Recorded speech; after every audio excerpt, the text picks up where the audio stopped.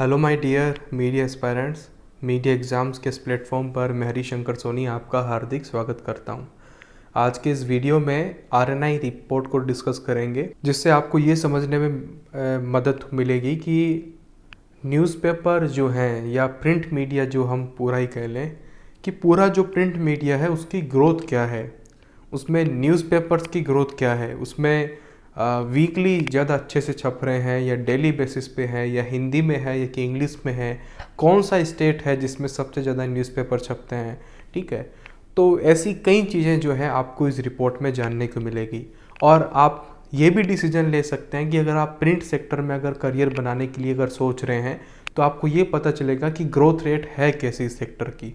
ठीक है, तो आज की इस वीडियो में सबसे पहले हम ये डिस्कस कर लेते हैं कि आरएनआई है क्या, कि registrar of newspaper for India जो है आरएनआई 1956 में ये बना था। 1957 में इसकी रिपोर्ट आनी स्टार्ट हुई। तो ये जो अभी हम रिपोर्ट देखने वाले हैं, जैसा कि नाम है 66, ठीक है, 66वीं जो है 66 रिपोर्ट जो है यहाँ पे आपको देखने को मिलेगी। तो 66 रिपोर्ट के अंदर जो डेटा है, जिस ईयर का डेटा है वो 2021-22 का डेटा आपको देखने को मिलेगा, या ये कह सकता हूँ कि 31 मार्च 2022 तक का जो डेटा जो है आपको इस रिपोर्ट में देखने को मिलेगा, जिसको हम डिस्कस करने जा रहे हैं। ठीक है, registrar of newspaper for India जो है 1956 से जो है काम कर रहा है। उसका एस्टैब्लिशमेंट जो ईयर है या डेट भी आप याद रख सकते हैं, 1 जुलाई 1956, और जुलाई से कुछ और भी स्टार्ट हुआ था। अगर किसी को पता है तो कमेंट बॉक्स में ज़रूर बताएं। ठीक है, तो the office of registrar of newspaper for India, जो कि आरएनआई के नाम से जाना जाता है, ठीक है, एक ऐसी सर्विस प्रोवाइड करता है कि भाई जितने भी पब्लिकेशन हैं सब यहाँ पे रजिस्टर्ड हैं। ठीक है, जितने भी न्यूज़पेपर्स हैं, जितने भी तरह के पेरियोडिकल्स हैं, ठीक है, उन सब का रजिस्ट्रार है ये, और बहुत कई तरह की सर्विसेज जो है आरएनआई प्रोवाइड कर रहा है। ठीक है, और पीआरबी का जो एक्ट है, ठीक है, press registration of books act 1867 का, अंग्रेजों के ज़माने का एक्ट है ना। तो इस एक्ट का सेक्शन 19D और G खास तौर से ज़्यादा इम्पोर्टेंट है। तो ये जो सेक्शन है यहाँ ये पावर करता है, या इस सेक्शन के बेसिस पे जो है इसको ये रिपोर्ट निकालनी ज़रूरी है। ठीक है, आरएनआई जैसा पहले भी कुछ चल रहा था, लेकिन एक अच्छे तरीके से जो है 1956 में ये आया है। ठीक है, तो एनुअल रिपोर्ट का जो प्रोविज़न है वो पीआरबी एक्ट 1867 के सेक्शन डी में है, या जो इस्टेब्लिशमेंट हुआ है ना जिस एक्ट के बेसिस पे, वो पीआरबी एक्ट 1867 है। ये मोस्ट इम्पॉर्टेंट फैक्ट है अगर आप एंट्रेंस एग्जाम या फिर कंपटीशन एग्जाम की मीडिया सेक्टर में प्रिपरेशन कर रहे हैं। ठीक है, मोस्ट इम्पॉर्टेंट फैक्ट है। कई बार ऐसे भी इस पर क्वेश्चन बन जाता है कि registrar of newspaper for India, ये जो नाम लिखा हुआ है, तो आरएनआई की फुल फॉर्म पूछते हैं, तो यहाँ क्या करते हैं कि registrar for newspaper in India. ठीक है, ऐसे करके कुछ जो है घुमा फिराने की कोशिश होती है। तो एग्जैक्ट इसका नाम आप यहाँ से देख सकते हैं, रजिस्ट्रार ऑफ है, फिर न्यूज़पेपर फॉर इंडिया। ठीक है, तो ये यहाँ से भी एमसीक्यूज बन जाते हैं। और ये हर साल जो न्यूज़ रिपोर्ट आपको देखने को मिल रही है, इस रिपोर्ट का जो नाम है वो है प्रेस इन इंडिया।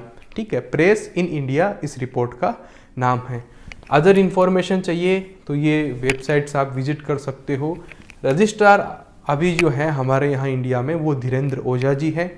ठीक है, धीरेन्द्र से एक नाम आपको और याद आना चाहिए। ठीक है, अगर आप लोग समझदार हैं, जानते हैं। ठीक है, तो धीरेन्द्र ओझा नाम तो याद रह ही जाना चाहिए।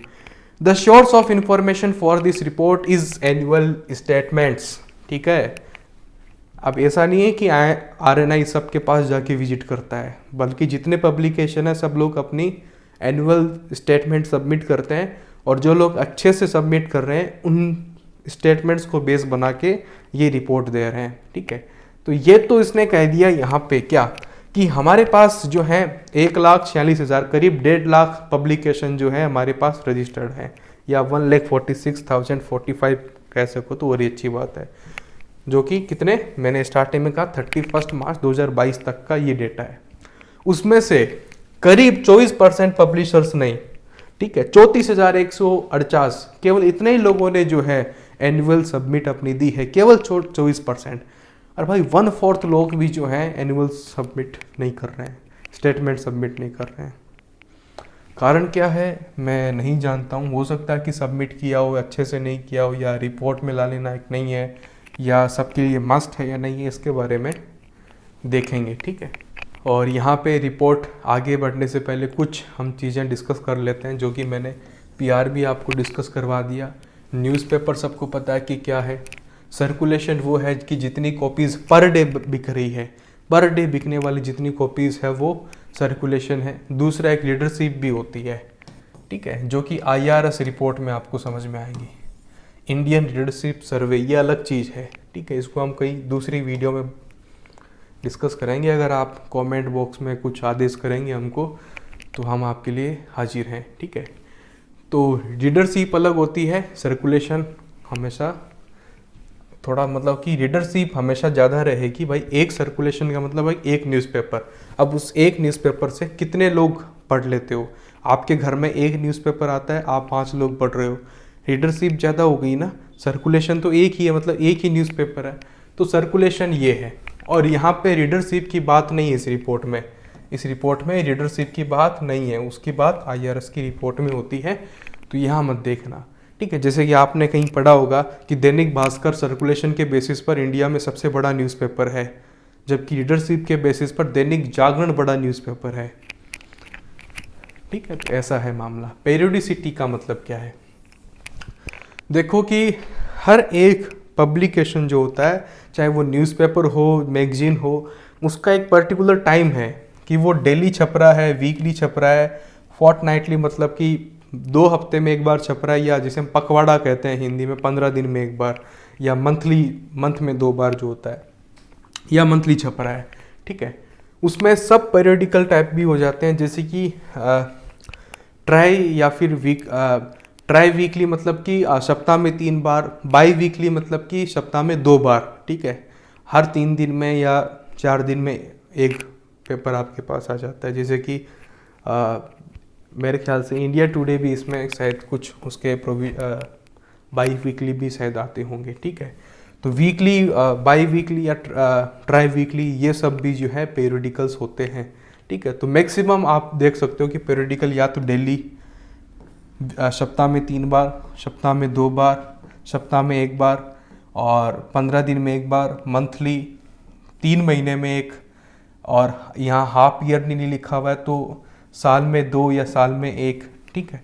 तो इतने तरह के पेरियोडिकल्स बन जाते हैं, ठीक है। देखो यहाँ पे जैसा कि मैंने कहा कि सब लोग एनुअल स्टेटमेंट के अंदर सब कुछ भर रहे हैं, तो वो सब लोग जो हैं पब्लिकेशन वाले जो हैं वो अपना क्लेम कर रहे हैं कि देखो हम इतने न्यूज़पेपर इस एडिशन में इतने निकालते हैं, वो है ये है। ऑनरशिप ऑफ न्यूज़पेपर मतलब कि इतने टाइप्स हैं, इतनी तरह की कंपनीज बन सकती है, जिसमें सबसे ज़्यादा जो मोस्ट इम्पोर्टेंट है वो इंडिविजुअल लेवल पे। ना तो गवर्नमेंट की कंपनी कुछ खास निकाल रही है, ना प्राइवेट लिमिटेड कंपनीज के कुछ पब्लिकेशन है। जैसे कि आपको लग रहा होगा कि प्राइवेट लिमिटेड कंपनीज के ज़्यादा होंगे, बहुत तरह की प्राइवेट लिमिटेड कंपनीज होगी प्रिंट मीडिया सेक्टर में, तो ऐसा है नहीं, ठीक है। RNI की रिपोर्ट के हिसाब से हम देखें तो इंडिविजुअल लेवल पर जो रजिस्टर्ड है पब्लिकेशन, उनका जो सर्कुलेशन या उनके जो पब्लिकेशंस हैं वो ज़्यादा है। तो इस तरह से इतनी तरह के बन जाते हैं, फर्म बन जाती है, ट्रस्ट है, society, association, organ of political parties. BJP भी अपना निकालती है। बताओ कमेंट बॉक्स में कि बीजेपी की अपनी एक मैगजीन निकलती है, ठीक है, उस मैगजीन का नाम क्या है, कमेंट बॉक्स में बताइए।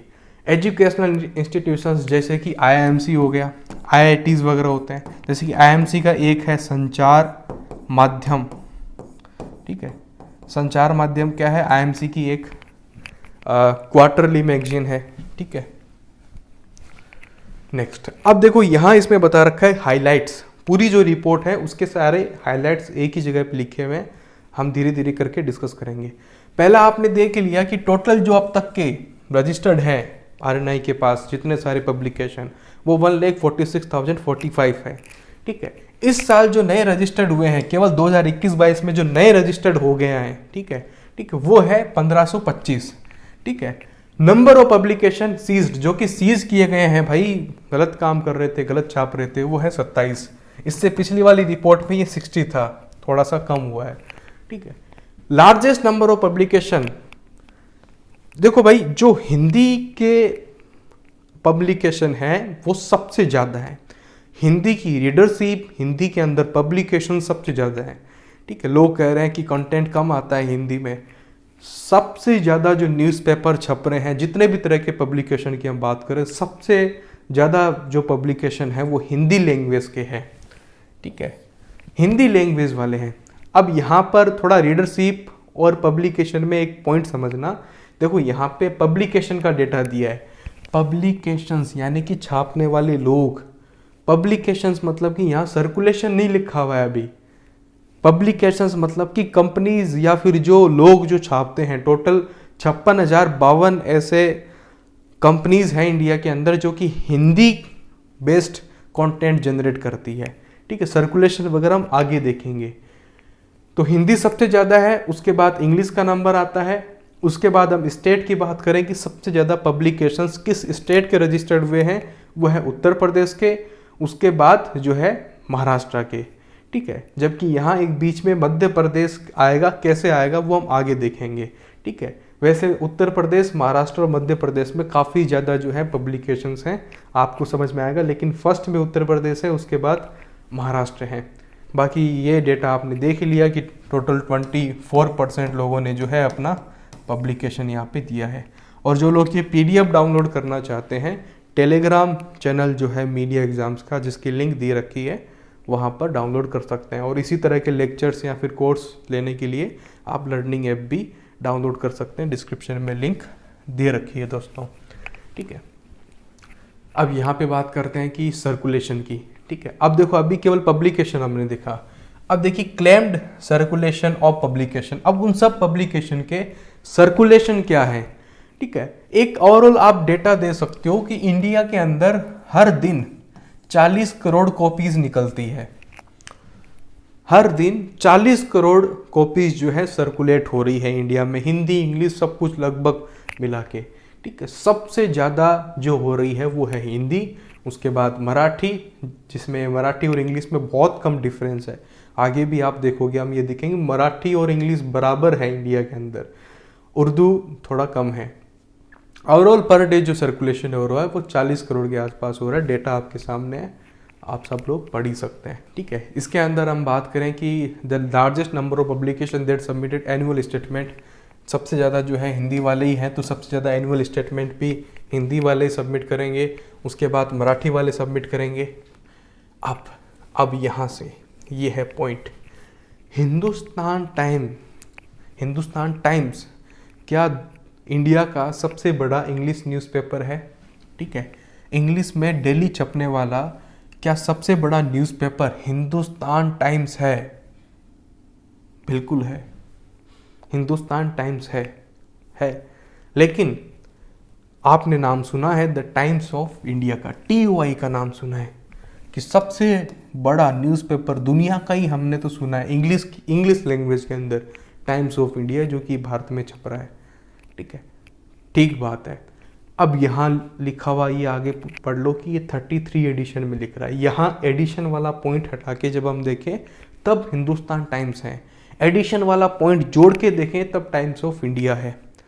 इंग्लिश के अंदर टाइम्स ऑफ इंडिया, हिंदी में भी आप सर्वविदित है भैया, सब लोग जानते हैं दैनिक भास्कर है, ठीक है। डेटा याद करने की जरूरत नहीं है, कहीं किसी कंपटीशन एग्जाम में कहीं कुछ नहीं आता, बस ओवरऑल एक पिक्चर आपके दिमाग में क्लियर रहे कि सबसे बड़ा न्यूज़पेपर कौन सा है, टाइम्स ऑफ इंडिया। अब एडिशन वगैरह जोड़ के देखोगे ना, हटा के देखने का क्या मतलब हुआ, ठीक है। तो टाइम्स ऑफ इंडिया सबसे बड़ा इंग्लिश का न्यूज़पेपर है, जो कि दुनिया में ही सबसे बड़ा है, इंडिया में तो होगा ही, ठीक है। तो दैनिक भास्कर जो है फिर हिंदी का सबसे बड़ा है। ये आप छोड़ सकते हैं, टाइटल वाला भी ये सब डेटा नहीं आता, आप जैसे कि देखना चाहें तो देख लीजिए, title application received total I 10,000, ठीक है, उसमें से अप्रूव कर दी 5,000 को फिर घर भेज दिया कि भाई आपका टाइटल सही नहीं है।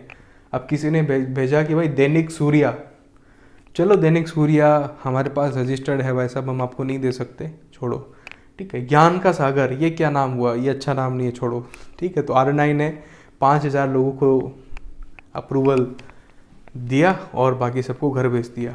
कुछ टाइटल डी ब्लॉक भी कर दिए जो पहले से थे मतलब उनको हटा भी दिया कि ये अब आउटडेटेड हो गया, फिर से कराओ या कुछ ऐसा।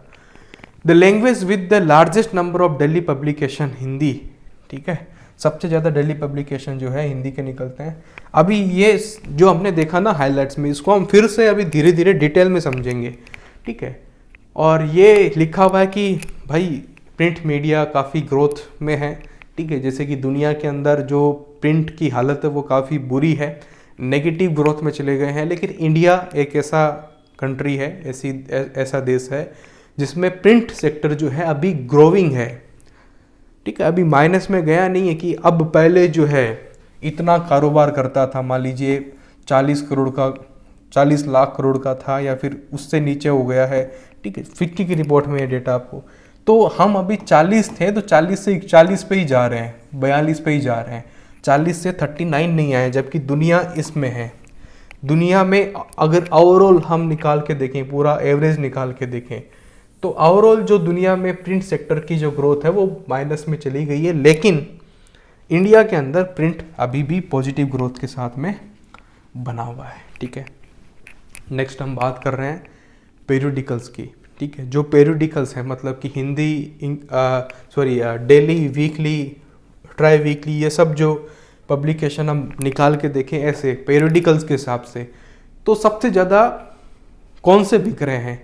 क्या वीकली मैगजीन इंडिया में सबसे ज़्यादा बिकती है या डेली बिकने वाला न्यूज़पेपर सबसे ज़्यादा जो है वो है? तो अगर हम बात करें पहले तो एनुअल स्टेटमेंट्स वालों की, ठीक है, ये लिखा हुआ है कि आउट ऑफ 34,000 यानी कि एनुअल स्टेटमेंट इन लोगों ने सबमिट किया था। अब नीचे ये जो दे रखा है वो रजिस्टर्ड पब्लिकेशंस है, मतलब कि ये 1,46,000 में से डेटा दे रखा है, 1,46,045 में से डेटा ये दे रखा है। और ये वाला जो आपको ऊपर डेटा दिख रहा है वो एनुअल स्टेटमेंट सबमिट करने वालों का है। तो अगर हम बात करें कि टोटल जो रजिस्टर्ड है उसमें अगर हम बात करें तो सबसे ज़्यादा जो पब्लिकेशन हमारे पास हैं, सबसे ज़्यादा जो पेरियोडिकल टाइप वाले जो पब्लिकेशन है वो मंथली वाले हैं, ठीक है। सबसे ज़्यादा मंथली मैगजीन रजिस्टर्ड हैं जो कि ये है इतनी, ठीक है। उसके बाद सबसे ज़्यादा वीकली मैगजीन रजिस्टर्ड है, उसके बाद डेली के अंदर रजिस्टर्ड है।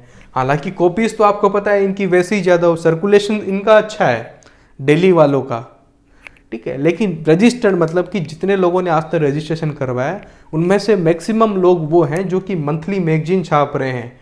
उसके बाद सेकंड में वो लोग हैं जो कि वीकली मैगजीन निकाल रहे हैं।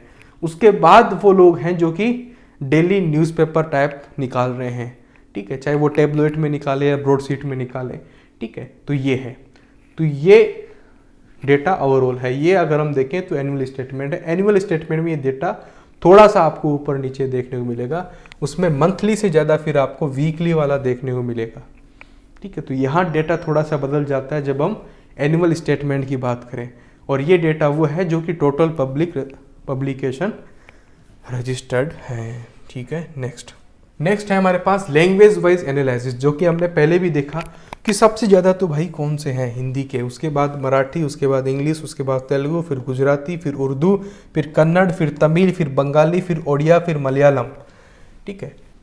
तो जो हमारे पास जिन लोगों ने एनुअल स्टेटमेंट भेजी, RNI कह रहा है, उनके हिसाब से हम देखें, एनुअल स्टेटमेंट भेजने वालों के हिसाब से अगर हम डेटा निकालें कि भाई हाईएस्ट नंबर ऑफ पब्लिकेशन कौन से वाले हैं, तो हिंदी के सबसे ज़्यादा हैं, फिर मराठी, फिर इंग्लिश, तेलुगु, गुजराती, उर्दू, कन्नड़, तमिल, बंगाली, ओडिया, मलयालम, ठीक है। और सर्कुलेशन के हिसाब से देखें यही एनुअल स्टेटमेंट भेजने वाले, तो फिर थोड़ा सा डेटा ऊपर नीचे हो रहा है। सर्कुलेशन किसका ज़्यादा है? डेफिनेटली हिंदी का होगा। और हिंदी की ठीक बात कौन सा आ गया? फिर इंग्लिश आ गया, ठीक है। हिंदी के ठीक बात इंग्लिश आ गया। मराठी का सर्कुलेशन जो है 3rd नंबर पे खिसक गया है। हालांकि बहुत माइनर सा डिफरेंस है, बहुत बड़ा डिफरेंस यहाँ पे नहीं है। और फिर उर्दू, तेलुगु, गुजराती लगभग उसी तरीके से है। सर्कुलेशन में भी उसी हिसाब से लगभग, केवल ये इंग्लिश और मराठी के बीच में कंपटीशन चल रहा है, जो कि देखो क्या होता है कि मराठी आगे निकलता है या इंग्लिश। मुझे लगता है कि इंग्लिश आगे निकल जाएगी या मराठी वाले अपना दम लगाएंगे, और अब जो आपने इसमें देखा था पहले, उसी को आप टेबल में भी देख सकते हैं कि सबसे ज़्यादा जो आपको हिंदी दिखाई देगा, हिंदी के बाद आपको जो है मराठी, फिर इंग्लिश वगैरह दिखाई देगा। तो पीछे हमने जो डिस्कस किया वही यहाँ पे बता रखा है।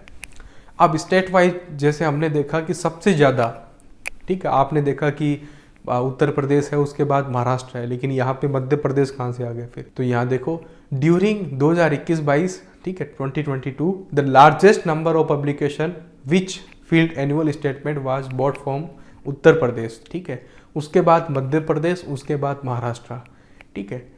तो देखो वहाँ पर रजिस्टर्ड था, ठीक है, यहाँ पर एनुअल स्टेटमेंट वाला डेटा दे रहा है। सबसे ज़्यादा जो रजिस्टर्ड पब्लिकेशन है वो उत्तर प्रदेश में है, उसके बाद महाराष्ट्र में है, उसके बाद मध्य प्रदेश का नंबर आता है, ठीक है। इस बात का ध्यान रखना, दोनों एक बार कंपेयर कर लेना, यहाँ पे कंफ्यूज मत हो जाना। सर्कुलेशन के हिसाब से देखिए, सर्कुलेशन के हिसाब से सबसे ज़्यादा जो सर्कुलेशन हो रहा है, ठीक है, एनुअल स्टेटमेंट सबमिट करने वाले उनमें से ही उत्तर प्रदेश का सबसे ज़्यादा, उसके बाद मध्य प्रदेश, फिर महाराष्ट्र, फिर दिल्ली, ठीक है। तो या आप ये कह सकते हो कि ये जो स्टेट है ना, इसमें सबसे ज़्यादा जो है प्रिंट मीडिया एक्टिव है, या प्रिंट मीडिया का डोमिनेंस जो है काफ़ी अच्छा है, प्रिंट मीडिया का अच्छा खासा प्रभाव है, या प्रिंट मीडिया काफ़ी अच्छा एक्टिव है उत्तर प्रदेश, मध्य प्रदेश, महाराष्ट्र और दिल्ली के अंदर, ठीक है।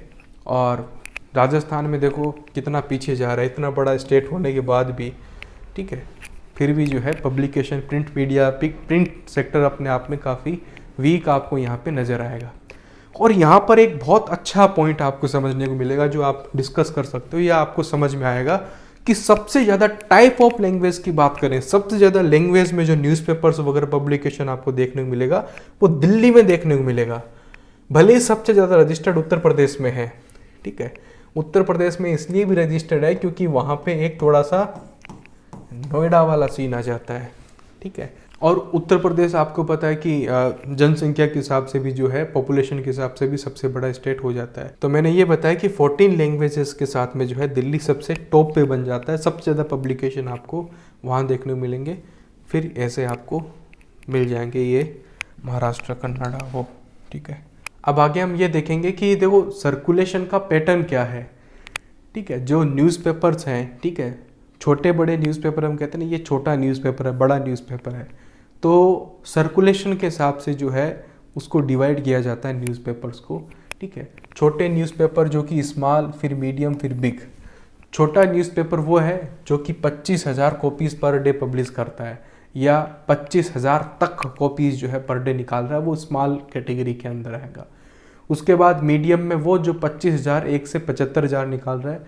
फिर बिग में वो जो 75,000 कॉपीज़ से ज़्यादा जो पर डे अगर सर्कुलेशन निकाल रहा है अपना, वो बिग के अंदर चला जाएगा। फिर जैसे कि स्मॉल है, बिग है, ठीक है, मीडियम है, इन सब की सब कैटेगरीज होती है जो कि मैं आपको यहाँ दिखा देता हूँ। स्मॉल में अगर हम बात करें तो ये देखिए, स्मॉल को 4 कैटेगरी में बांट दिया, मीडियम को 2, बिग को भी 2, ठीक है। तो स्मॉल जो कैटेगरी है वो आगे जाके फिर 4 कैटेगरीज में, सब कैटेगरीज में डिवाइड हो जाती है। भाई हमने ये देखा कि 25,000 तक की जो कॉपीज़ जो छाप रहा है वो स्मॉल कैटेगरी का न्यूज़पेपर हो जाता है या पेरियोडिकल हो जाता है। अब उस स्मॉल में भी हम जो है 4 के अंदर डिवाइड कर पा रहे हैं, ठीक है। तो यहाँ पर आप ज़्यादा ये डेटा पे मत जाइए, ठीक है, कोई ख़ास मतलब नहीं है, बस ये तो आपने शुरुआत में भी करीब देख ही लिया था, ये डेटा आपको आगे भी मैं बताऊँगा, ठीक है। तो यहाँ पर इतना समझ लीजिए कि हाँ, इस तरीके से जो है कैटेगरी है, थोड़ा सा कैटेगरी का आप समझ लीजिए, आगे आपको काम आएगा। एक इम्पॉर्टेंट फैक्ट यहाँ पे नोट कर लीजिए, एम्प्लॉयमेंट न्यूज़ करके जो पब्लिकेशन निकलता है गवर्नमेंट का, वो गवर्नमेंट पब्लिकेशन के अंदर सबसे बड़ा जो है पब्लिकेशन है, ठीक है, जिसकी कॉपीज़ जो हैं एवरेज के हिसाब से हम देखें तो पर डे जो है उसकी 1,32,376 ये कॉपीज़ निकल रही है, जो कि I&B मिनिस्ट्री के इसी डिवीज़न में आता है। नेक्स्ट, ऑनरशिप के बेसिस पे अगर हम बात करें तो जैसा कि मैंने आपको टाइप्स ऑफ न्यूज़पेपर अभी बताए थे, तो वहाँ पर आप ये देख लीजिए कि इंडिविजुअल मैंने आपको बताया था, ठीक है, सबसे ज़्यादा इंडिविजुअल वाले जो पब्लिकेशन रजिस्टर्ड है वो छाप रहे हैं, उसके बाद कहीं किसी का नंबर आ रहा है, नहीं तो नंबर ही नहीं आ रहा, ठीक है। और उसके बाद कंटेंट के लेवल पे देखें तो सबसे ज़्यादा जो निकाल रहे हैं वो न्यूज़पेपर एंड करंट अफेयर्स के बेसिस पे निकाल रहे हैं। बाकी जो लोग बच रहे हैं मैक्सिमम तो यहीं पे निकाल रहे हैं, बाकी सब कोई इकोनॉमिक्स के, कोई स्पोर्ट्स के, उस हिसाब से जो है निकाल रहा है। ठीक है, और अब यहाँ पे एक इम्पॉर्टेंट चीज़ है जो कि कहीं आपको कंपटीशन या एंट्रेंस एग्जाम में डेफिनेटली काम आएगी। वो सबसे पहली जो चीज़ है वो नोट करने वाली, वो ये नाम है बॉम्बे समाचार। बॉम्बे समाचार को ये कहा गया है आरएनआई की रिपोर्ट में कि ये ओल्डेस्ट सर्वाइविंग न्यूज़पेपर है। बॉम्बे समाचार जो कि गुजराती के अंदर डेली छप रहा है, बीइंग पब्लिश्ड सिंस 1822, 1822 से छप रहा है, मुंबई से छप रहा है। ठीक है, मतलब कि मुंबई के लोग जो हैं, जो गुजरात से आए हैं, तो वो लोग पढ़ने के लिए बॉम्बे समाचार जो है मंगवा रहे हैं।